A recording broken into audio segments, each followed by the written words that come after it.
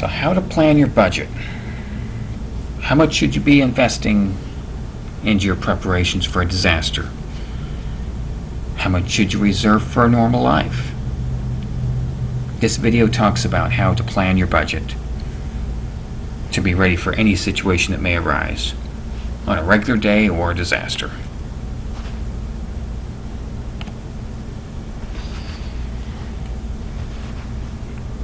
For those that believe in tithe, yes, it's the first 10%. So pay the first 10% to the Lord. If you believe in paying through the church, if you believe in paying through a charity, whichever it is that's your belief on that.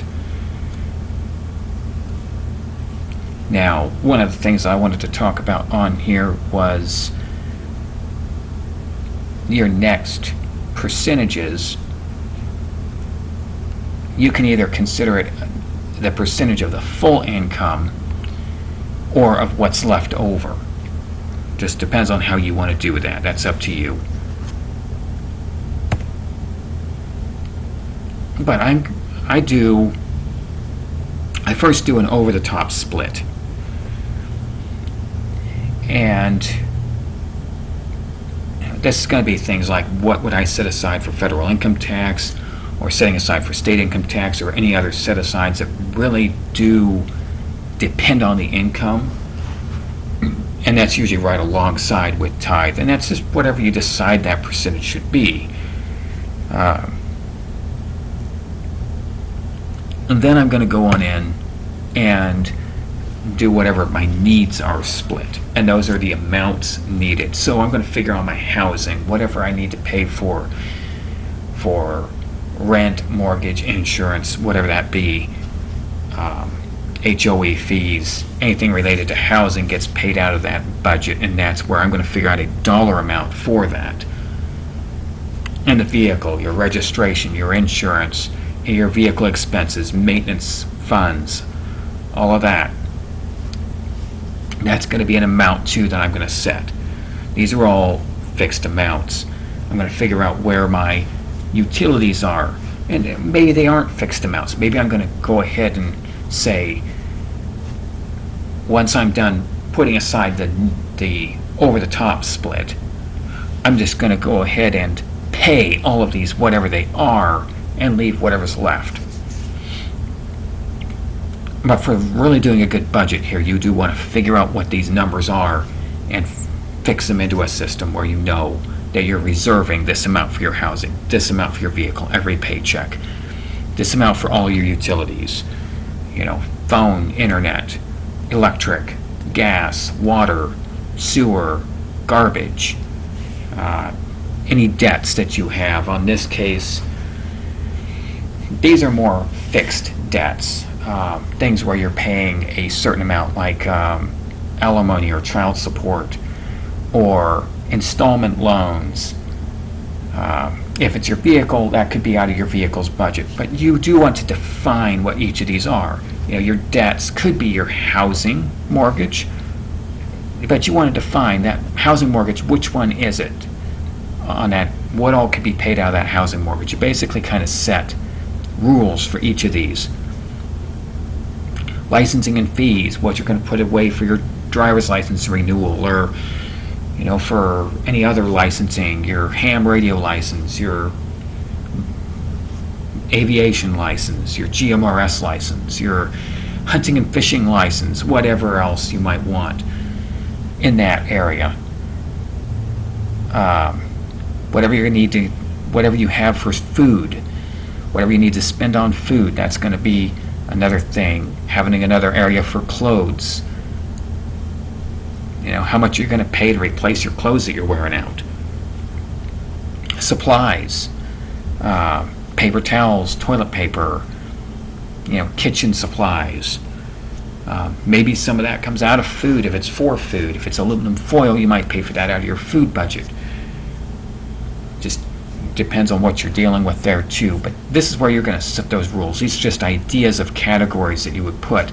And you can add and take away whatever else. Maybe you don't have pets, but how much you're going to budget towards your pets if you have them. And miscellaneous, you always want to have a nice miscellaneous category there for the things that come up that aren't categorized otherwise. You don't want to have it break your system that now you've got a bill you have to pay and you don't have anywhere to pay it out of. You know, you don't necessarily need to make a special area for your licensing. If all you're doing is your driver's license, you just create a miscellaneous account and say driver's license gets paid out of that.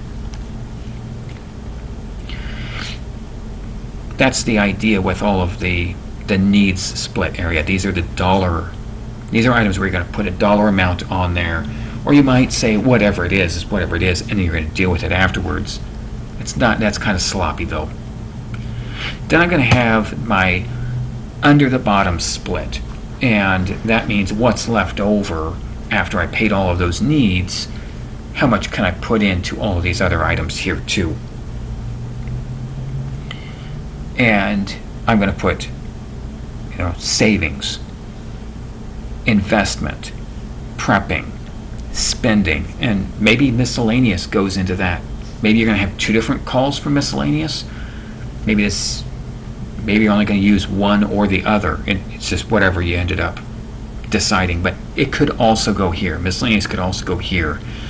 And we can add to or take away from those. But these concepts, my point behind these are savings is something that's going to go into the bank. This is going to be something that's readily available if I need it. They're in the bank.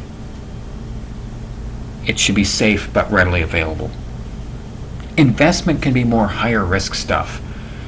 And that's like, investing in a stock that may fail, but it will hopefully gain in value. That's what your investment is. It could be investing in your future, in building a business. Any of those types of investments or items that can go in that budget category that you could fund for out of that. That's a fund that you're going to create, and it has certain rules that you set, just like all the other ones that we did. And these are designed to be as percentages.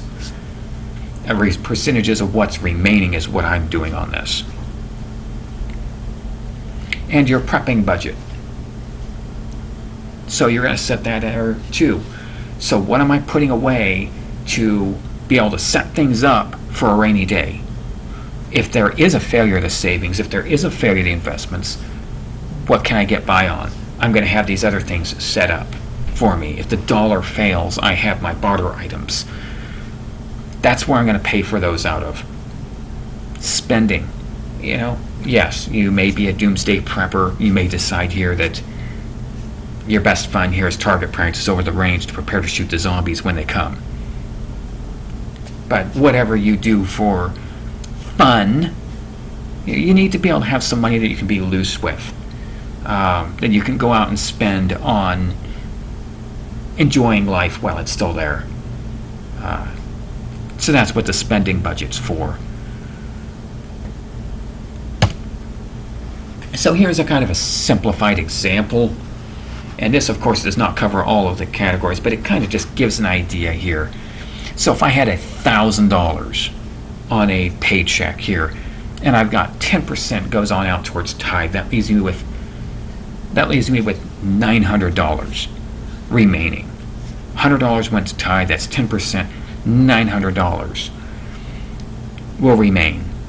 Now, $1,000 in rent, actually that won't work with the, let's say it's a $2,000 check, since I didn't mark this correctly. $2,000 check, okay? So $200 goes out to tithe. $1,800 remains. You're spending $1,000 on your rent, leaving you with $800 remaining. $200 in food is now going to leave you with $600 remaining. And then $50 out to miscellaneous leaves you with $550 remaining. And then you're going to do a 40% and 60% split with what remains towards savings, saving 40% of that, which that's going to be something like $240, and then the other